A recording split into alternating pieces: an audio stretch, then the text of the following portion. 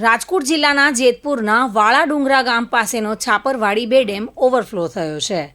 છાપરવાડી બે ડેમનો એક દરવાજો અમુક મીટર સુધી ખોલવામાં આવ્યો છે. ઉપરવાસમાં સારા વરસાદને પગલે ડેમમાં પાણીની આવક થતાં આ ડેમ ઓવરફ્લો થયો છે. જોકે નીચાણવાળા વિસ્તારો એટલે કે લુણાગરા, જાંબુડી, મેવાસા, કેરાળી, પ્રેમગઢ, લુણાગરી સહિતના ગામોને એલર્ટ પણ કરવામાં આવ્યા છે. સ્થાનિકોને નદીના પટમાં અવરજવર નહીં કરવા માટે તંત્રએ સૂચન કર્યું છે અને સિંચાઈ માટેનો ડેમ ઓવરફ્લો થતાં ખેડૂતોમાં ખુશહાલી જોવા મળી રહી છે.